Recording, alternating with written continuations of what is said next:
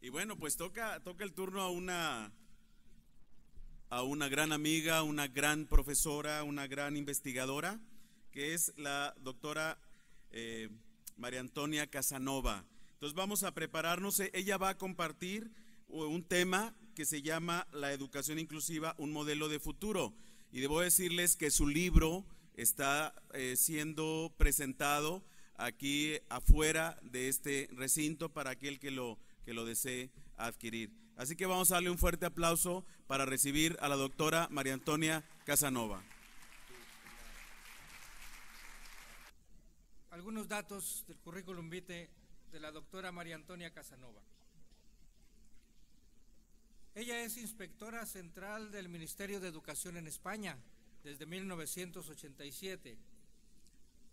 Ha desempeñado el puesto de subdirectora general de Educación Especial y Atención a la Diversidad, así como de directora general de Promoción Educativa en la Consejería de Educación de Madrid. Ella es representante de España en la Agencia Europea para el Desarrollo de la Educación Especial en Dinamarca y directora por la parte española del Proyecto de Integración Educativa en México de 1996 al año 2002. También ha participado en otros proyectos, actividades en los diferentes estados mexicanos, colabora con universidades españolas y extranjeras, impartiendo y dirigiendo cursos en temas relacionados con evaluación, diseño curricular y atención a la diversidad. Entre sus publicaciones destacan Manual de Evaluación Educativa, publicado por la Secretaría de Educación Pública de nuestra nación en 1998, Evaluación y Calidad de Centros Educativos, publicado en 2004, y Diseño Curricular e Innovación Educativa, publicado en 2006.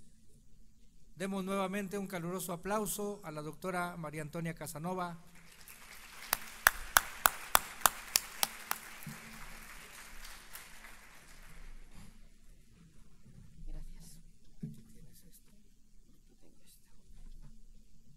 Bien, muy buenos días. Encantada de volver a estar con ustedes, aunque sea poquito rato, pero bueno, algo nos da tiempo a reflexionar cada año. Muchas gracias a la escuela, a todo el equipo de la escuela y a su director, a Humberto Rodríguez, que me permite regresar a Monterrey cada año y estar con ustedes este tiempo. Y como el título, ven ustedes, de la conferencia que me propuso él, es La educación inclusiva, un modelo de futuro, realmente creo que a lo largo de estos últimos congresos hemos ido abordando diferentes temas relacionados con ese futuro de la educación inclusiva. Es decir, hemos tocado la educación inclusiva como, yo diría que la imprescindible para una sociedad democrática, hemos abordado el diseño universal para el aprendizaje. Entonces, con este título, la verdad es que me ha permitido seleccionar lo que yo quisiera trabajar un poco con ustedes hoy. Y me he centrado en tres cuestiones relacionadas con educación inclusiva, con la importancia que tiene para el futuro de nuestra sociedad y de nuestra educación. Antes de empezar, simplemente que compartamos tres ideas, y es que todos debemos ser conscientes de que cualquier decisión que se adopta en educación tiene repercusión social, cualquiera. Es decir, el hacer o el dejar de hacer repercute de forma directa en el modelo social. Y si yo quiero un modelo de sociedad segregado, dividido en compartimentos estancos, no tengo que proponer una educación inclusiva. Lo que tengo que proponer es una educación separada, me da igual, por etnias, por ideas, por religiones, por capacidades, por lo que ustedes quieran, ¿eh? Y entonces, cuando los niños y las niñas terminen su educación obligatoria, evidentemente no se van a conocer. Es decir, los diferentes grupos será difícil que se conozcan, que se respeten, que sepan convivir juntos. Si yo quiero una sociedad cohesionada, que sepa convivir en la diversidad, yo tengo que responder con una educación de carácter inclusivo, donde todos se eduquen juntos y todos se conozcan. Es obligatorio, o sea, la educación inclusiva es algo absolutamente obligatorio si queremos tener una sociedad cohesionada y donde sepamos vivir todos juntos, tratarnos, conocernos y respetarnos. Entonces les decía, bueno, una cosa más, porque como se están manejando, no sé si diferentes concepciones, creo que no, creo que todos estamos de acuerdo, acerca de lo que es la educación inclusiva o de lo que no es. Yo sí les quiero compartir que yo creo que las cosas no son excesivamente complicadas. Es decir, que cuando hay voluntad de hacerlas, se simplifican bastante los procesos. Para mí la educación inclusiva es disponer de una educación de calidad para todos los niños y las niñas y en una misma escuela. Y ya está, si los tengo a todos en la misma escuela y si soy capaz de trabajar con todos en función de sus capacidades y de sus características, de todas, yo voy a incluir, O sea, yo voy a disponer de una actitud absolutamente incluyente en la escuela. Y ustedes saben que si el maestro o la maestra tiene esa actitud, los demás niños también la tienen. Es decir, que los niños entre sí habitualmente no tienen prejuicios, no excluyen, salvo que los adultos les inculquemos esos prejuicios o esas discriminaciones, y entonces ellos empiezan a distinguir, este me gusta, este no me gusta. Pero si los adultos no somos así, ellos difícilmente lo van a ser. Bueno, les decía que me voy a fijar en 3 puntos que tienen mucho que ver con la educación inclusiva, con el planteamiento de la educación para que efectivamente sea una educación de futuro en función de cómo nos están presentando en las últimas reformas nuestros sistemas educativos. En primer lugar, voy a comentar cómo las competencias nos pueden ayudar a trabajar la educación inclusiva, es decir, cómo un diseño curricular enfocado por competencias es más favorable para la educación inclusiva que si lo planteamos en materias, en asignaturas, en campos de formación segregados y separados unos de otros. Después voy a comentar algo relacionado con la evaluación universal para el aprendizaje, es decir, igual que la Convención de la ONU nos habla de diseño universal para el aprendizaje como condición imprescindible para esa accesibilidad al currículum de todos los niños y las niñas durante su escolaridad, pues la evaluación, que es uno de los elementos importantísimos del currículum, también tiene que tener esa accesibilidad.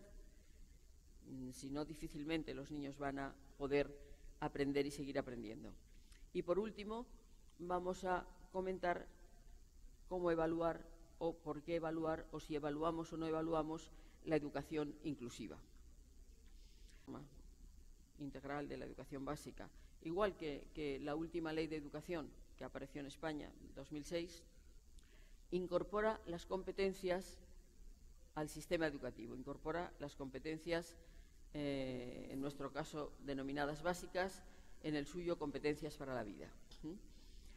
Y se plantean como la meta final que todos nuestros niños y niñas tienen que conseguir durante sus años de escolaridad obligatoria. Tampoco es que sea nada especialmente nuevo dentro de los diseños curriculares. Es decir, sí es nuevo que aparezcan escritas las competencias, pero no que porque aparezcan escritas solo se vayan a conseguir ahora y los que hemos pasado por el sistema en tiempos anteriores, por el hecho de que no estaban escritas las competencias, resulta que no hayamos adquirido ninguna competencia, porque en ese caso estaríamos todos, porque las competencias acaban de aparecer en este momento en el sistema educativo. Les digo que no es algo especialmente nuevo, pero sí es nuevo el enfoque al que nos obliga ese planteamiento. Las competencias realmente son las posibilidades de aplicar el conocimiento que vamos adquiriendo. Es decir, es un conocimiento aplicado, que no se queda en pura memorización o en pura repetición de cuestiones que luego nos van a pedir con un modelo de evaluación X en una prueba escrita y que con eso se arregla todo.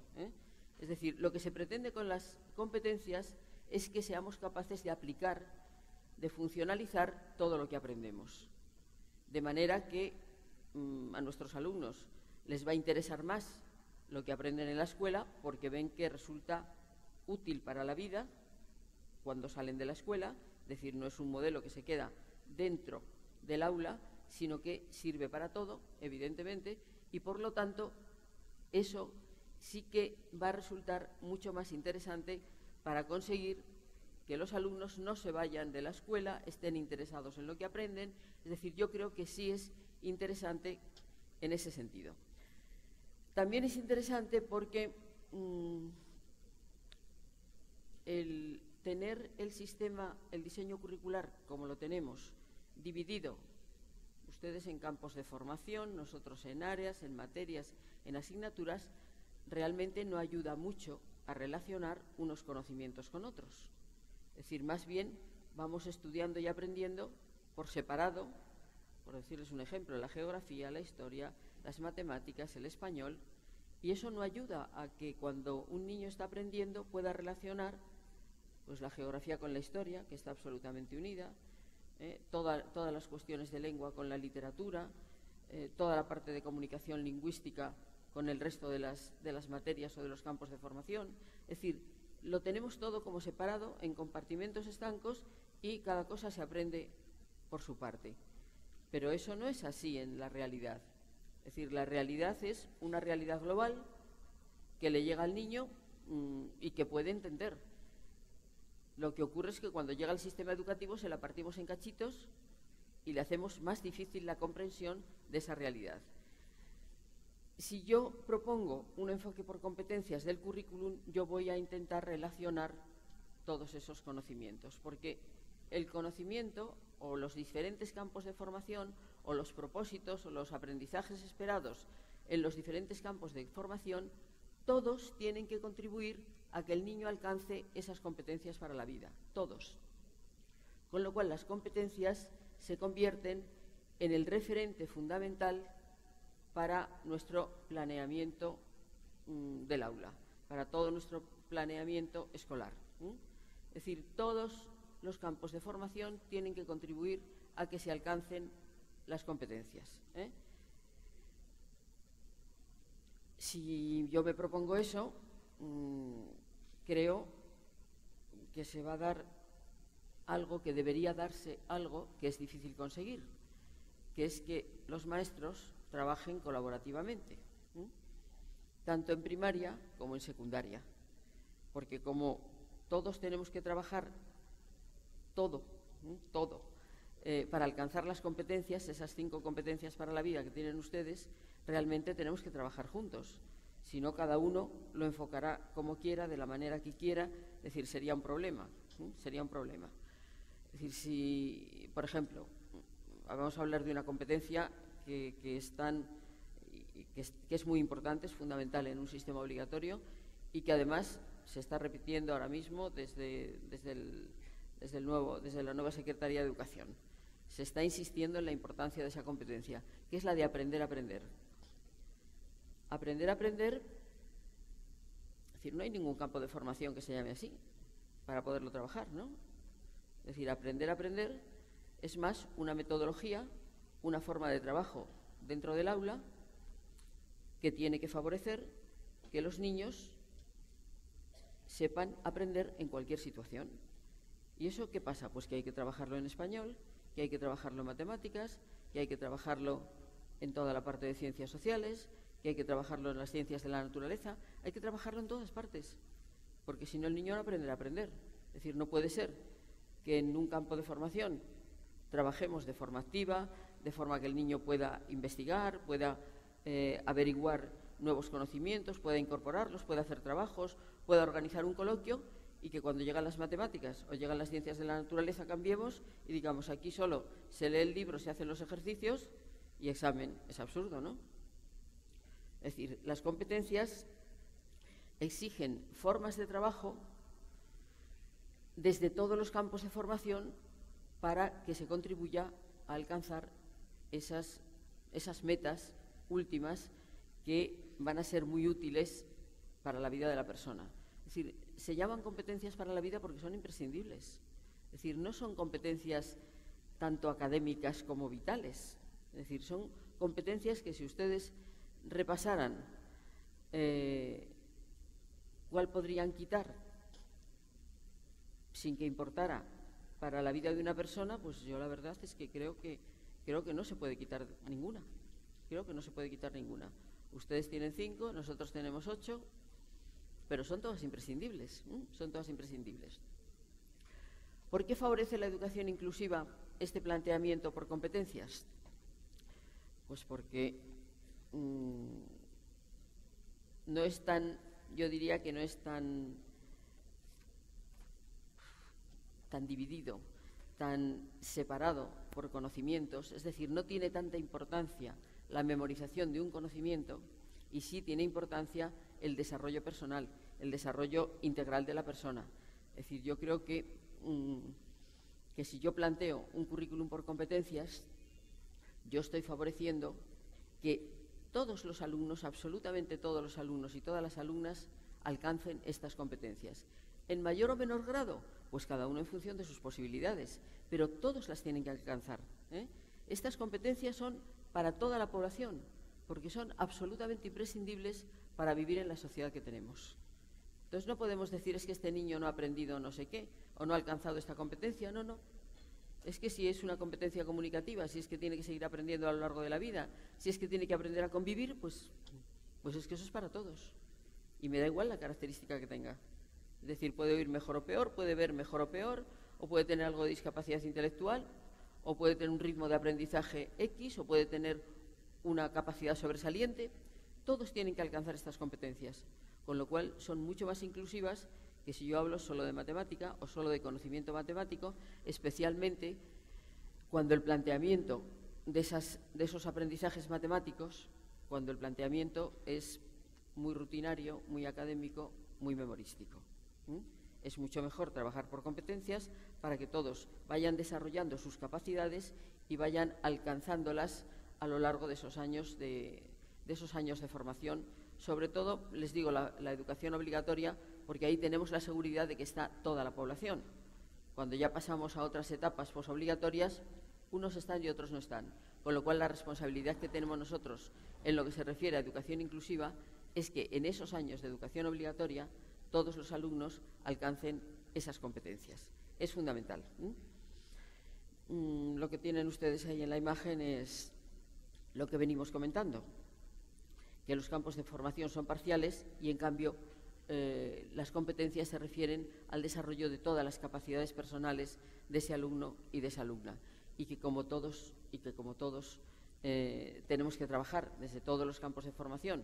Me refiero a maestros y maestras en una escuela y en una secundaria, no les digo nada. O sea, en la secundaria es absolutamente obligatorio que todo el profesorado de secundaria tenga un proyecto común para que desde sus diferentes materias de especialidad todos trabajen esas competencias, todos.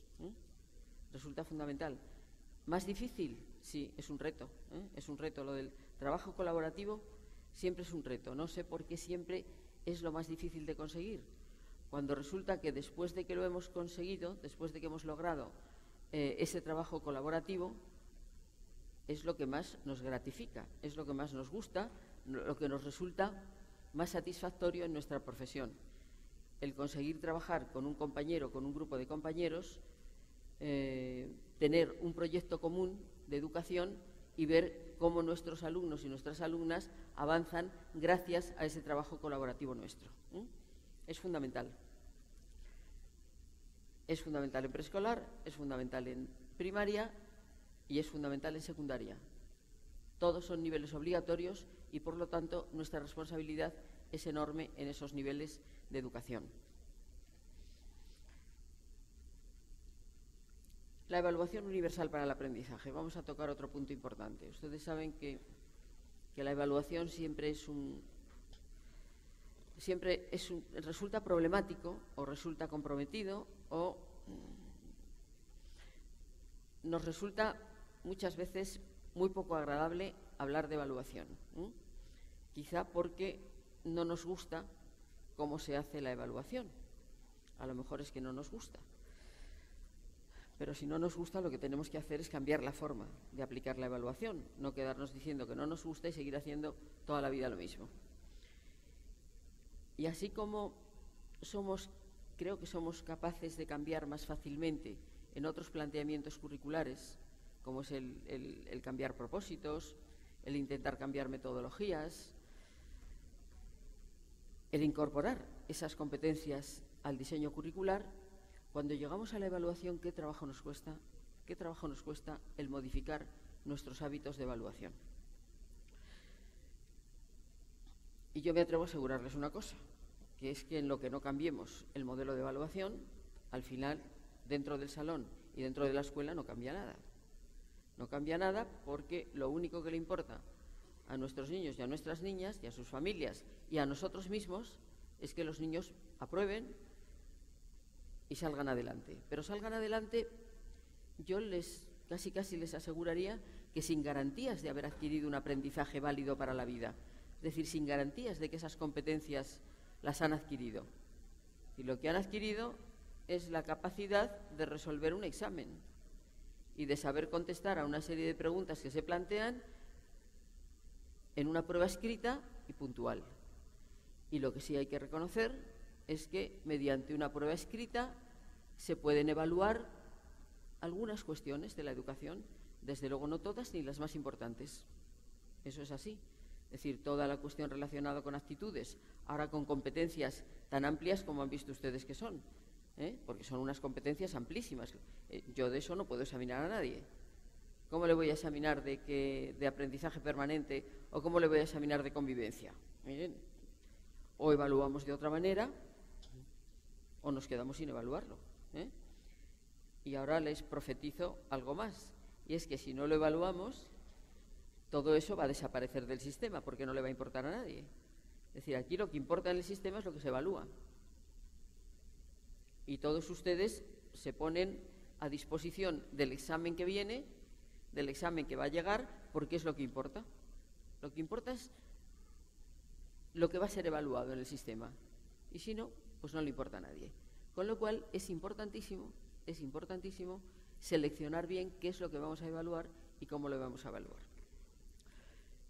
Pero incluso, les voy a decir más, aunque tengamos un modelo de evaluación adecuado a la formación que queremos conseguir de nuestros alumnos, que sería una evaluación continua, que la conocen ustedes muy bien, es decir, que yo creo que teóricamente estamos todos de acuerdo en que esa evaluación debe ser continuada durante todos los días del año, durante todos los días del ciclo escolar, que debe evaluar todo lo que hacen los niños y las niñas todos los días, que eso es lo importante, las tareas que presentan, todos los aspectos relacionados con comunicación oral, eso no lo evalúa nadie y no se evalúa nunca, ni en ninguna prueba, es decir, ni en PISA, ni en enlace, ni en nada. La comunicación oral se queda sin evaluar. Toda la parte de lengua oral queda como si no fuera importante y resulta que yo les diría que para la comunicación humana y para el entendimiento y para la elaboración del pensamiento lo más importante es la lengua oral. Pero eso no lo evalúa nadie, por lo visto a nadie le importa. Si hablamos correctamente, si no hablamos correctamente, ¿eso quién lo está evaluando? Si les dijera a ustedes que levantaran la mano los que están evaluando la comunicación oral y la están trabajando sistemáticamente, pues no sé si habría muchas manos. ¿Lo hacemos? ¿Alguien está trabajando la comunicación oral sistemáticamente y hay evaluaciones de comunicación oral o es todo por escrito? Es todo escrito, ¿no? Es todo escrito, con lo cual estamos abandonando un terreno importantísimo al que no hacemos mucho caso y es fundamental. Les decía, imaginemos que estamos evaluando muy correctamente, que evaluamos de forma continua, que evaluamos todo lo que hay que evaluar, lo importante, actitudes, competencias, comunicación oral, todo lo que ustedes quieran. Bueno, pues si yo hago evaluación continua dentro del aula, basándome en todos los trabajos que hacen los niños y las niñas durante todo ese proceso, posiblemente esté cumpliendo esa convención de la ONU, que ustedes saben que hemos firmado todos y que ahora hay que cumplirla, Entonces, si yo hago si yo practico ese modelo de evaluación en el aula, posiblemente sí estoy aplicando estos principios de diseño universal a la evaluación. Es decir, la Convención de la ONU nos habla del diseño universal como un principio obligatorio para toda la vida de todas las personas. Y, lógicamente, si nosotros hablamos de educación, tenemos que hablar de diseño universal para el aprendizaje. Y ese diseño universal, esa accesibilidad del diseño, que es de lo que nos habla esa universalidad, además de que es para todos, pues si es para todos es que tiene que ser accesible para todos. Todos tienen que poder acceder a ese diseño curricular que hagamos, a ese diseño universal para el aprendizaje. No basta con que el niño esté dentro del aula y en una escuela regular, no basta con eso. El niño tiene que aprender, con lo cual las características del diseño tienen que ser adecuadas para todos. El diseño tiene que ser lo suficientemente flexible como para que todos puedan aprender, todos puedan acceder a él. ¿Y qué es un diseño accesible? Pues un diseño en el que son accesibles las competencias, los propósitos, los contenidos, la metodología y también la evaluación. Incluso aunque fuera un examen, fíjense, a lo mejor un examen en la universidad para ingresar en una determinada carrera, hay que buscar esa accesibilidad y esos medios para que una persona ciega pueda realizar esa prueba. Es decir, ahora mismo para nosotros eso es una obligación, porque hemos firmado la Convención de la ONU y como estamos de acuerdo en que eso sea así, pues esa educación inclusiva tiene que llegar a todos los niveles educativos. Nosotros nos centramos mucho en la educación primaria, en la educación obligatoria, también en la secundaria, pero eso, lo que yo les planteo, un examen para un acceso a una carrera universitaria, también tiene que cuidar esa accesibilidad. Y hay que tener los medios para que todos los estudiantes puedan acceder a todo lo que quieran y puedan, igual que el resto. Si el diseño universal para el aprendizaje tiene que ser universal, todos sus elementos tienen que ser universales, tienen que ser accesibles, como les ponía ahí. Es decir, los aprendizajes básicos previstos, esas competencias las tienen que adquirir todos. Y si la evaluación es un elemento del currículum, también debe ser universal y accesible, porque si no va a dificultar enormemente los procesos de aprendizaje, los va a dificultar enormemente. Es decir, si yo a un niño con cualquier tipo de dificultad pretendo aplicarle un modelo de evaluación solo escrito, solo puntual, solo sobre determinados conocimientos, le voy a dificultar mucho que siga aprendiendo a lo largo de la vida y que alcance las competencias. Se lo voy a poner casi imposible, casi imposible. Es decir, hay veces que en los sistemas educativos se dicen cosas muy contradictorias. Es decir, por una parte estamos promoviendo esa educación para todos, esa educación de calidad para todos, lo estamos promoviendo, al menos teóricamente, y por otra seguimos con prácticas docentes que dificultan enormemente que eso sea así. Es decir, con la práctica contradecimos la teoría. Es decir, luego no permitimos que ese niño o esa niña, o muchos niños y muchas niñas, desgraciadamente, puedan seguir accediendo al aprendizaje. ¿Por qué? Pues simplemente con esto que estamos diciendo, que si la valoración que hacemos de los aprendizajes infantiles es solo a base de un examen escrito, yo creo que vamos a dejar fuera, y de hecho lo estamos haciendo, excluimos del sistema educativo y de la sociedad a muchísimas personas, a muchísimas, a muchas. No les damos oportunidad de expresarse de diferentes maneras y, por lo tanto, estamos coartando y estamos limitando esas posibilidades de expresión y de valoración. Ustedes ya saben que los principios del diseño universal para el aprendizaje son esos tres. Digo que supongo que lo saben, ya esto se va generalizando y se va abordando desde diferentes ámbitos y ya hay mucha bibliografía. Los principios del DUA son que hay que proporcionar múltiples medios de representación en un aula, pues para que todos los niños con diferentes estilos cognitivos, con diferentes ritmos, con diferentes capacidades puedan entender las cosas. Hay que proporcionar múltiples medios de expresión, hay que dejarles que se expresen todos y cada uno de ellos en función de sus características. No todos tienen por qué hacer lo mismo, ¿eh? Y ustedes que tienen mucha población indígena, con lenguas muy diferentes, con una riqueza cultural enorme, todo eso hay que incorporarlo al sistema, si el sistema tiene que ser inclusivo, ¿eh? Y ojalá se incorpore, como ya decía Horacio hace poco, hace una horita, ya estaba insistiendo en eso. Es verdad que eso es una riqueza que tienen ustedes, que ojalá se reflejara en la escuela, y sí que van a percibir enseguida esa necesidad de ofrecerles muchos medios de representación, que los docentes tenemos que utilizar muchos medios de representación y que los alumnos puedan expresarse también por múltiples medios. Y también hay otro punto muy importante, que es ese último de proporcionar múltiples medios para motivar a los alumnos y para comprometer a los alumnos en su propio aprendizaje. Importantísimo. No todos los niños se motivan de la misma manera, en función de su cultura, en función de su ambiente familiar, en función de sus características personales. Hay que motivarlos de diferente forma, de manera que ellos se comprometan en su aprendizaje. Ustedes saben que el que aprende es el niño, nosotros no podemos aprender por él, ¿eh? Es decir, tenemos que interesarlo en su propio crecimiento, en la propia construcción de su pensamiento y de su persona. Entonces, estos principios nos tienen que servir para el diseño curricular y por lo tanto, si estamos hablando de todos los elementos del diseño curricular, estamos hablando también de la evaluación. Es decir, que debemos, les traduzco, el primer principio, debemos proporcionar múltiples medios de representación en los procesos de evaluación, en los procesos evaluativos. Es decir, no todos los alumnos perciben y comprenden la información que se les presenta de la misma manera. Es decir, un niño puede ser ciego, un niño puede ser sordo, puede estar en un proceso de dislexia. La diferencia cultural es importante para entender las cosas de una manera o de otra. El idioma es fundamental, evidentemente.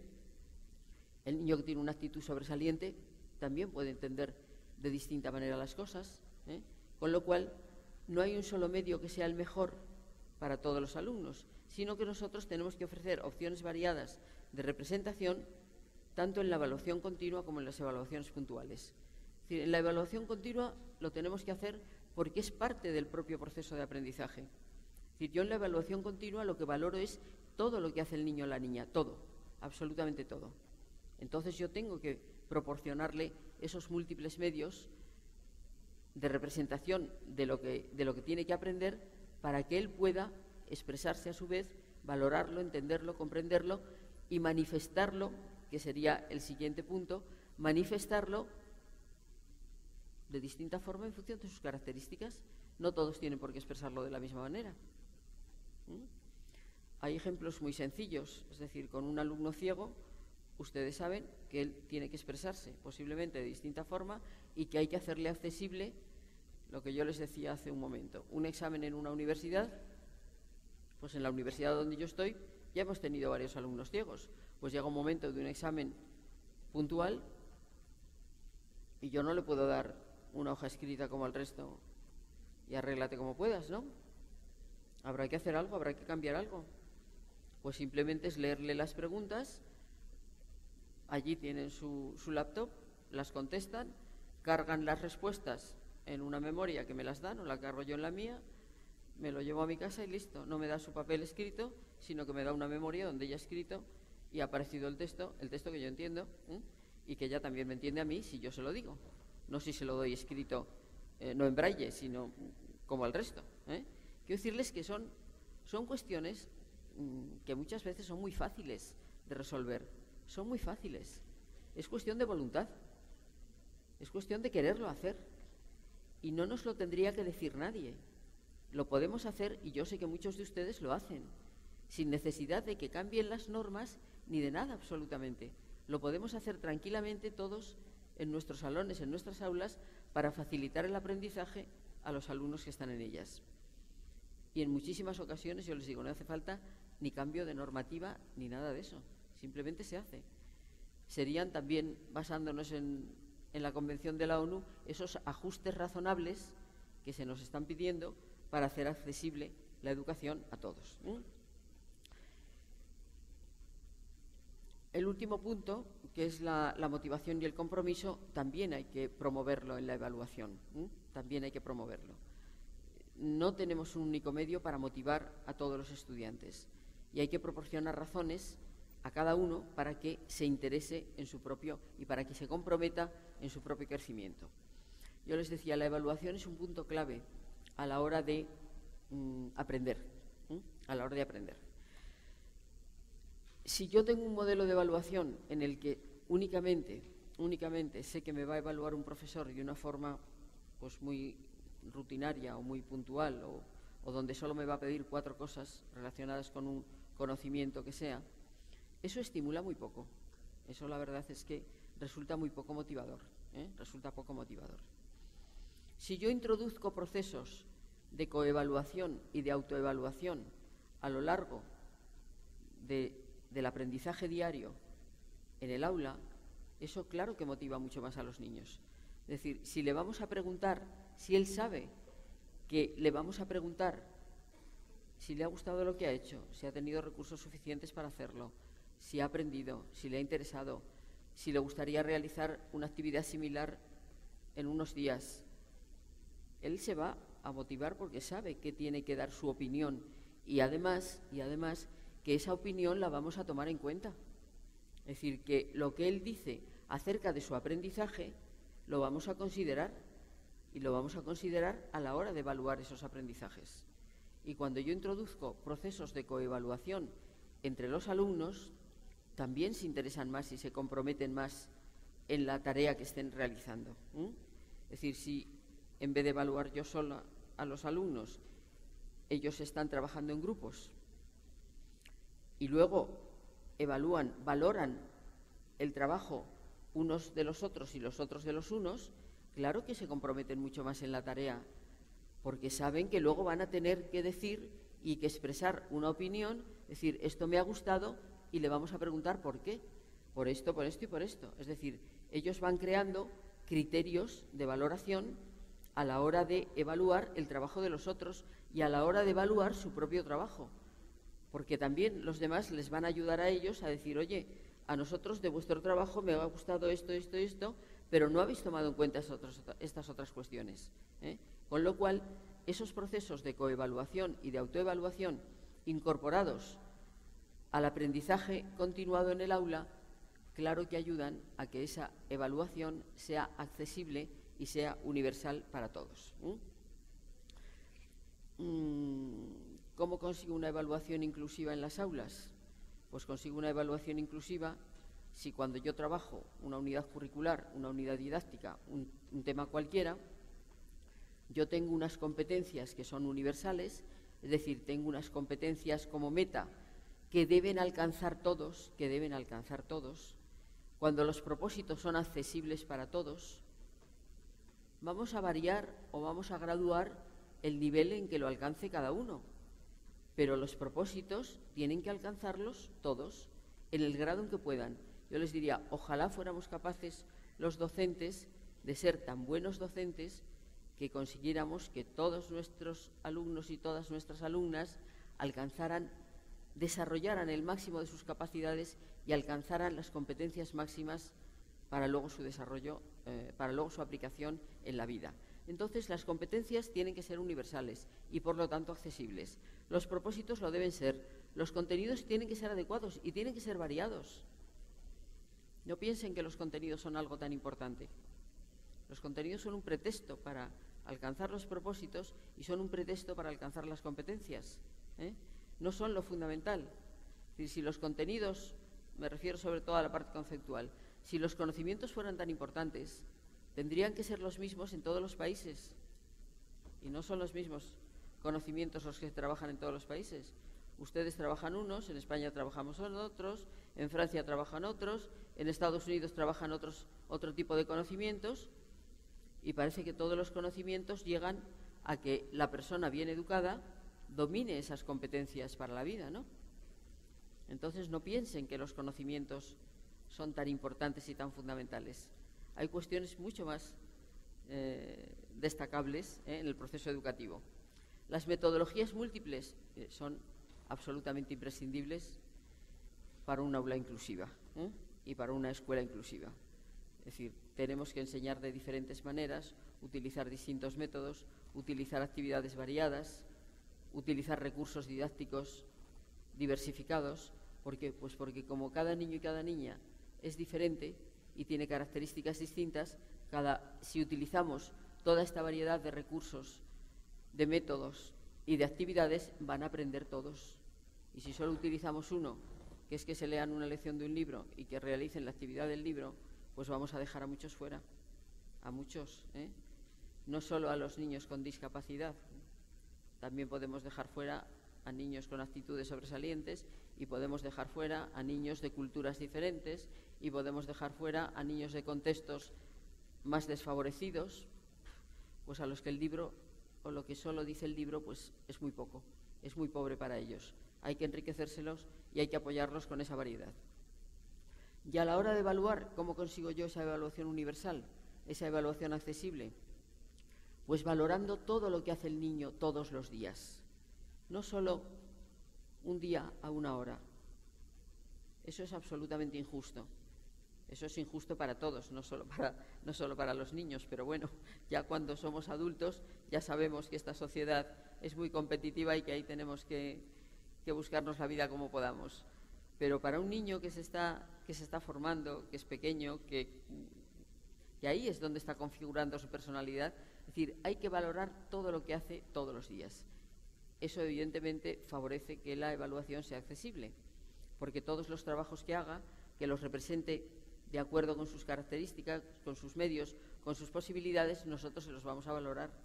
Entonces estamos haciendo la evaluación inclusiva y accesible. Personalizada, yo creo que toda la educación tiene que ser personalizada, es decir, la educación es comunicación, y para comunicarnos con alguien tenemos que comprenderlo, tenemos que ser capaces de contactar, de entender esas posibilidades que tiene y todo lo que va desarrollando y todo lo que puede aportar. Entonces, si la educación tiene que ser personalizada para ser educación y para ser educación de calidad, la evaluación también. La evaluación a ser posible, y nosotros en el aula podemos hacer esa evaluación personalizada. Es decir, una prueba estándar que nos aplican desde fuera nunca va a ser personalizada, nunca va a considerar esas diferencias de los niños, pero nosotros en el aula sí que podemos hacerlo. Y realmente yo creo que lo que le importa al niño y a la familia es cómo le evalúa su maestro dentro del aula y cómo eso le permite avanzar. Las técnicas y los instrumentos que utilicemos para evaluar también tienen que ser formativos. Es decir, que si yo tengo un registro en el que anoto las competencias que va a ir alcanzando el niño y en función de que las alcanza o que no las alcanza lo vamos comentando, yo le voy dando pautas al niño de cómo trabajar para seguir adelante, para avanzar. No me quedo solo en un examen que aprueba o reprueba. Eso es muy poco, Eso es muy poquito, muy poquito. Además, yo creo que en un preescolar, por supuesto, pero en una educación primaria, donde un maestro o una maestra está muchas horas con los niños a lo largo de todo un ciclo escolar, esa maestra sabe perfectamente lo que el niño ha aprendido, las dificultades que tiene, las cuestiones que trabaja estupendamente bien. Eso lo sabemos todos cuando estamos en una primaria, en un grupo de alumnos. Yo no sé por qué tanto empeño en hacer tanto examen. Es que no sé para qué. La verdad es que es difícil saber para qué. Si ustedes tienen unos registros bien elaborados y ustedes van anotando día a día lo que el niño aprende, lo que no aprende, lo que deja en blanco, pues ya está. ¿Para qué necesito hacer un examen? ¿Para ponerle una piedrita en el camino a ver si cae? ¿O cómo? Es decir, o para lo que decía una hija de un amigo nuestro, de María Victoria y mío, decía: papá, es que la maestra solo quiere saber lo que yo no sé. Decíamos, oye, eso es para pensar, O sea, que parece que es que vamos a pillarlo a ver si encontramos algo que no sabe. No, eso no hay que hacerlo en la evaluación, En la evaluación hay que valorar todo lo que sabe el niño. Alguna cosa no sabe, bueno, pues nosotros somos responsables de que la aprenda, ¿no? Pero no hay que ir a por él y decir, a ver si encuentro algo que no sepa, y entonces ya todos contentos. No, eso no es, ¿eh? Pero esa percepción tienen muchas veces los niños, sobre todo pequeños, tienen esa percepción de que parece que el examen es que vamos a pillarlos en algo que no ha aprendido. Bueno, vamos a ver si alguna vez somos capaces de examinar menos, en el sentido ese de examen formal y de examen escrito, y de hacer más evaluación continua, que es la que realmente es interesante. Último punto, que me quedan 10 minutos, me dicen por todas partes. Han aparecido carteles por todas partes. Vamos a ver en 10 minutos. Yo quiero que se evalúe la educación inclusiva. Yo protesto mucho últimamente con tanta prueba externa que tenemos, supongo que ustedes y nosotros. Miren, ahí le he puesto. Bueno, ahí le he puesto enlace y PISA, pero enlace es la de ustedes, pero todas las demás que van ahí son nuestras, son de Madrid. Las CDI son conocimientos y destrezas imprescindibles. La diagnóstica se hace también en cuarto de primaria y en segundo de secundaria. PIRLS es una evaluación internacional de lengua, de vocabulario, pero España está apuntada como a otras 8 o 10 evaluaciones internacionales, que son todas externas, obviamente. Les he puesto el enlace, que es la suya, y PISA es la nuestra, o sea, PISA la compartimos todos. Y es verdad que se han puesto de moda, y perdónenme la expresión, se han puesto de moda las evaluaciones externas. Y es verdad que las administraciones necesitan aplicar algunas evaluaciones externas para comprobar cómo va el sistema. Es cierto. Es decir, que yo como administración necesito saber cómo está funcionando el sistema. Y para eso puedo aplicar algún tipo de prueba externa a lo largo de un ciclo escolar, o cada 2 o 3 ciclos escolares puedo aplicar una prueba para ver cómo van las cosas. Ahí les he citado 2 obras que en Internet las encuentran ustedes, que están abiertas, que evalúan la educación inclusiva. No solo evalúan el sistema así en general, sino que son específicas para evaluar la educación inclusiva. El índice para la inclusión de Booth y de Einskov, que es muy conocido, y hay otro librito que está también en Internet, también lo encuentran ustedes y lo pueden bajar, que es el desarrollo de indicadores sobre educación inclusiva en Europa, que es de la Agencia Europea de Educación Especial. Es decir, que lo encuentran ustedes sin problema. Lo que ocurre, o sea, yo lo que les comentaba es que yo quiero que se evalúe la educación inclusiva, porque estas pruebas internacionales que nos están aplicando no evalúan la educación inclusiva. No la evalúan, no tienen indicadores que a mí me demuestren si la educación que se está llevando a la escuela es inclusiva o no. Primero, porque solo evalúan aprendizajes de alumnos. Solo evalúan aprendizajes de alumnos. Y eso no es evaluar la escuela. Y eso no es evaluar el sistema.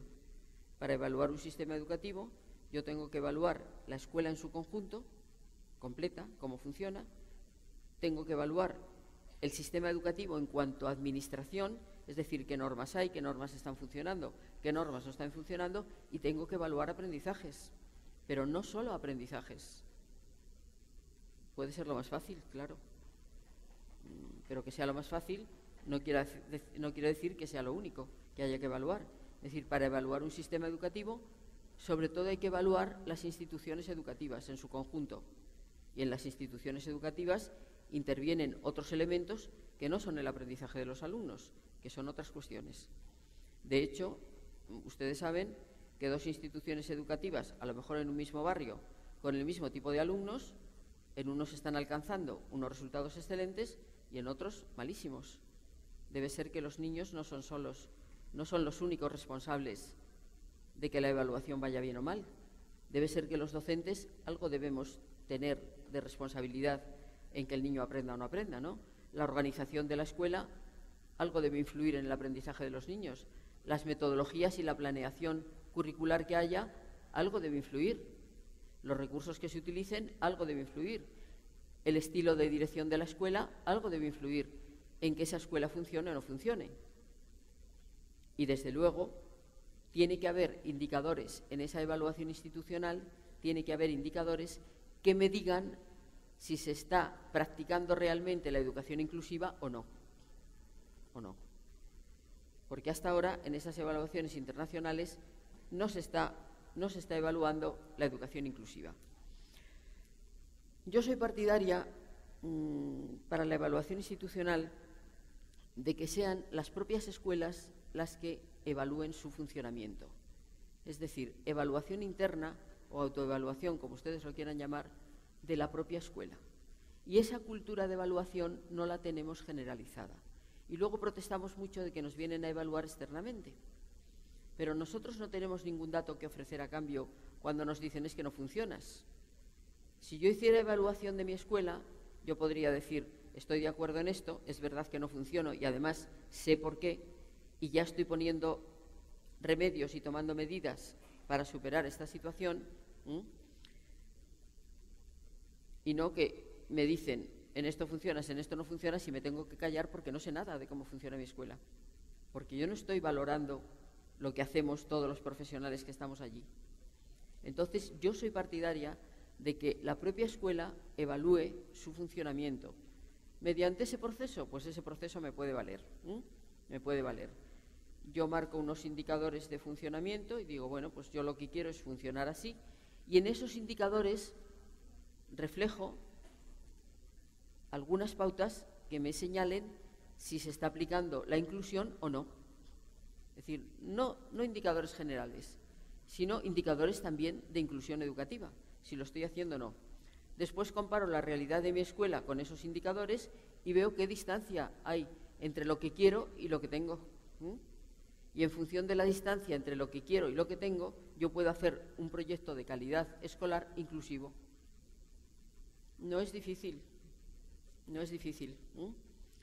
Es ponerse a trabajar en ello y a lo largo de todos los días ir valorando si somos inclusivos o no en la escuela, si estamos realizando todo lo que podemos y poniendo de nuestra parte todo lo que podemos para esa educación de todos los niños y de todas las niñas, o si no lo estamos haciendo. Y realmente esa evaluación a lo largo de un ciclo escolar nos va a dar mucha información para saber si avanzamos o no avanzamos. Yo la propuesta que les hago para evaluar la educación inclusiva es introducir indicadores de inclusión en esos 4 grandes apartados, que es la organización de la escuela, que es fundamental. Una organización flexible permite atender, es decir, con agrupamientos flexibles, permite atender a todos los niños y las niñas, no solo a unos pocos. El clima de la escuela y de las aulas, ustedes saben que el clima escolar es un factor de calidad clarísimo, clarísimo, correlaciona directamente con el éxito escolar. Ese clima que nosotros establezcamos dentro de los salones, el diseño de los elementos curriculares que tienen que ser universales y que tienen que ser accesibles, y estábamos hablando de la evaluación, pero todos tienen que ser accesibles, y la participación y la colaboración de las familias. Es fundamental, Es fundamental que haya un proyecto común en la escuela y que las familias participen de él y colaboren para conseguirlo. Y simplemente ya para terminar, yo aquí les dejaba, y como el PowerPoint va a quedar aquí, y supongo que va a estar en la web de la Escuela Normal de Especialización Humberto Ramos Lozano, pues yo les dejaba simplemente algunos indicadores que se hacen eco, que recogen algunas características inclusivas de una escuela. Es decir, la organización establece horarios coordinados que permiten agrupamientos flexibles de los alumnos. Es decir, yo no quiero sacar a los alumnos del salón para que reciban un apoyo. Yo quiero que el apoyo lo reciban dentro del salón. Y a lo mejor tengo que establecer en un momento determinado, donde estamos trabajando español, o estamos trabajando ciencias, o estamos trabajando matemáticas, a lo mejor yo cambio los niños y organizo grupos diferentes en ese horario. Entonces, si yo tengo un horario donde en varios grupos de primero de primaria o de segundo de primaria trabajamos el español a la misma hora, si tengo 4 grupos, a lo mejor en esos momentos, en ese horario, yo cambio a los niños de grupo y trabajo por niveles de aprendizaje, que luego recupero en grupos diferentes para otros campos de formación. No es difícil, pero hay que tenerlo previsto, porque claro, si no me coinciden los horarios de los 4 grupos, difícilmente puedo hacer intercambios y puedo hacer agrupamientos flexibles. Otro indicador, las normas de convivencia adoptan los principios de educación inclusiva o la comunidad educativa acepta y respeta las normas de convivencia establecidas. En el clima de la escuela existe una buena relación entre todos los profesionales de la escuela. Los alumnos se expresan con libertad para sugerir ideas de mejora. Se respetan y valoran las diferencias de cada alumno. Se promueve el interés por conocer otras culturas y lugares. Es decir, estos son indicadores de calidad de funcionamiento de una escuela inclusiva. No me basta con que haya respeto si no se respetan las diferencias. Es decir, estos son normas, son indicadores de funcionamiento que resultan fundamentales para ir alcanzando esa educación inclusiva. Y ustedes saben que si evaluamos la inclusión, ya tenemos mucho conseguido para alcanzar la inclusión, porque todos nos fijamos en lo que se va a evaluar y nos dedicamos antes de esa evaluación a conseguir lo que se va a evaluar. Nos pasa, es decir, yo les digo, con las pruebas externas que se están aplicando de puros conocimientos en Madrid, por no ir más lejos, no me hace falta venirme aquí, en Madrid, es decir, si la prueba consiste en un dictado, en unas cuentas de cálculo y en no sé qué, ahora resulta que en todas las escuelas de Madrid se dedican a preparar a los niños para que puedan superar esa prueba. Claro, el problema está en qué es lo que evaluamos. Si evaluamos lo importante o evaluamos cosas que no interesan, porque entonces los niños van a aprender muchas cosas que no le interesan y que no le van a servir para nada, mientras dejan de aprender otras que serían mucho más interesantes. Entonces, si yo evalúo el funcionamiento de una escuela inclusiva, yo en la práctica de cada día voy a ir alcanzando esa escuela inclusiva, les iba a decir que casi de forma natural, de forma espontánea, sin mayores problemas. Les decía al principio que creo que es cuestión de voluntad y que es cuestión de querer tener una escuela inclusiva, es cuestión de actitud de los docentes, de la dirección, de la supervisión, de todos los que componemos el sistema educativo, y me parece que podemos empezar a dar pasos adelante ya en cuanto volvamos a la escuela desde la próxima semana. Muchas gracias por su atención.